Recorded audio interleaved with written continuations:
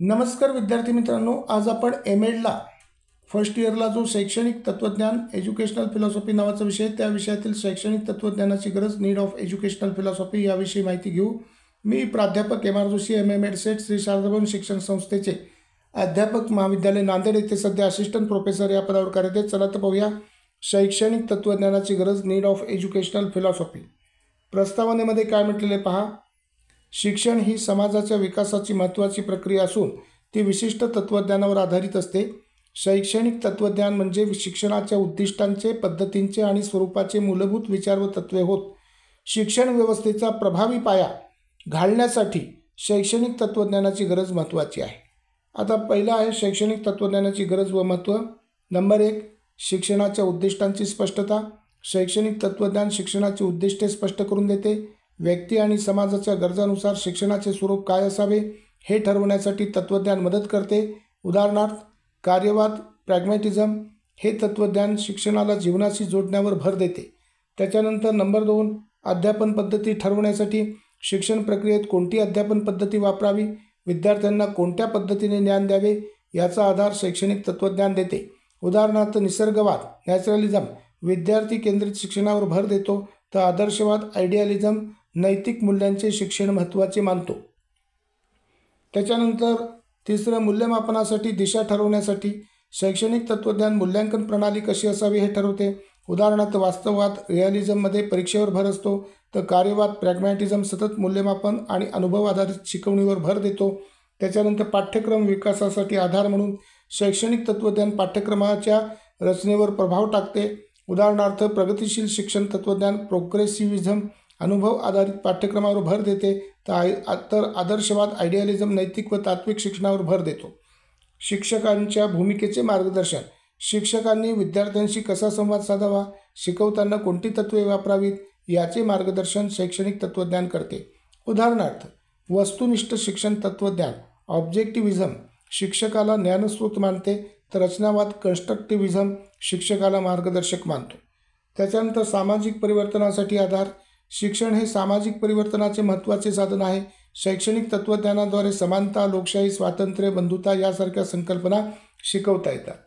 उदाहरणार्थ, मानवतावाद, ह्युमॅनिझम शिक्षणाने व्यक्तीला आत्मविकासाच्या दिशेने प्रेरित करण्यावर भर देतो। नंबर 2, शिक्षकाला शैक्षणिक तत्त्वज्ञानाची आवश्यकता का असते।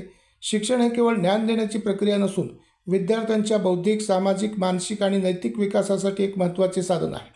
शिक्षक हा शिक्षण प्रक्रियेचा केंद्रबिंदू असल्यामुळे त्याला शैक्षणिक तत्त्वज्ञानाची समज असणे आवश्यक आहे। यामुळे त्याला अध्यापनाची योग्य दिशा मिळते आणि शिक्षण प्रक्रिया अधिक प्रभावी होते। नंबर 1, अध्यापन प्रक्रिया अधिक परिणामकारक होते। शैक्षणिक तत्त्वज्ञान शिक्षकाला अध्यापनासाठी योग्य दृष्टिकोन प्रदान करते। विविध शिक्षण तत्त्वज्ञानांमुळे शिक्षक वेगवेगळ्या अध्यापन पद्धतींचा अवलंब करून विद्यार्थ्यांच्या गरजांनुसार शिक्षण देऊ शकतो। आदर्शवादी दृष्टिकोन मूल्याधारित शिक्षणावर भर देतो, तर यथार्थवादी दृष्टिकोन वैज्ञानिक आणि तर्कसंगत शिक्षण पद्धती वापरतो, तर कार्यवादी दृष्टिकोन प्रयोग आधारित आणि अनुभवात्मक शिक्षण महत्त्वाचे मानतो। दुसरं, विद्यार्थ्यांच्या समग्र विकास साधण्यासाठी मदत होते।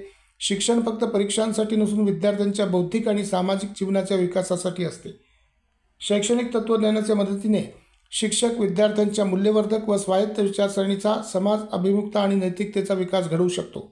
नंबर 3, योग्य शैक्षणिक धोरण आणि पाठ्यक्रम विकसित करता येतो। शैक्षणिक तत्त्वज्ञानाच्या आधारे शिक्षक अभ्यासक्रमाच्या रचनेत प्रभावी भूमिका बजावू शकतो, अध्यापनासाठी योग्य साधने आणि तंत्रे निवडू शकतो, मूल्यांकन पद्धती अधिक प्रभावी बनवू शकतो। उदाहरणार्थ, जॉन डुईचे कार्यवादी शिक्षण तत्त्वज्ञान विद्यार्थ्यांच्या स्वअनुभवावर भर देते, तर प्लेटोचे आदर्शवादी तत्त्वज्ञान नैतिक शिक्षणावर भर देते।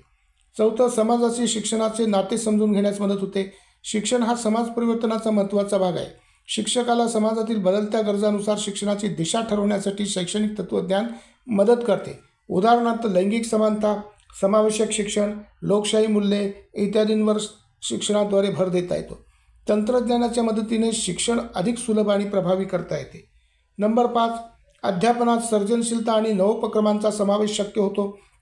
शिक्षक जर विशिष्ट तत्त्वज्ञानावर आधारित अध्यापन करत असेल, तर तो विद्यार्थ्यांच्या गरजेनुसार नवीन अध्यापन तंत्र विकसित करू शकतो, समस्यांवर तात्काळ उपाय शोधू शकतो, नवकल्पनांचा वापर करून शिक्षण अधिक रोचक आणि प्रभावी बनवू शकतो। तर निष्कर्ष किंवा समारोपामध्ये असं म्हणेल, शैक्षणिक तत्त्वज्ञानाच्या आधारावर शिक्षणाची दिशा ठरते. कोणत्या तत्त्वज्ञानावर आधारित शिक्षण दिले जाते यावरच समाजाचा विकास अवलंबून असतो. त्यामुळे कोणत्याही शिक्षण व्यवस्थेसाठी तत्त्वज्ञानाची स्पष्टता असणे आवश्यक आहे. शिक्षकासाठी शैक्षणिक तत्त्वज्ञान म्हणजे केवळ संकल्पना नव्हे, तर त्याच्या अध्यापनासाठी एक मार्गदर्शक आहे. हे त्याला विद्यार्थ्यांच्या सर्वांगीण विकासासाठी मदत करते, शिक्षण अधिक प्रभावी बनवते आणि समाजाच्या प्रगतीसाठी शिक्षणाचा योग्य उपयोग करण्यास शिक्षकाला सक्षम बनवते. धन्यवाद. थँक्यू. सबस्क्राईब करा, शेअर करा.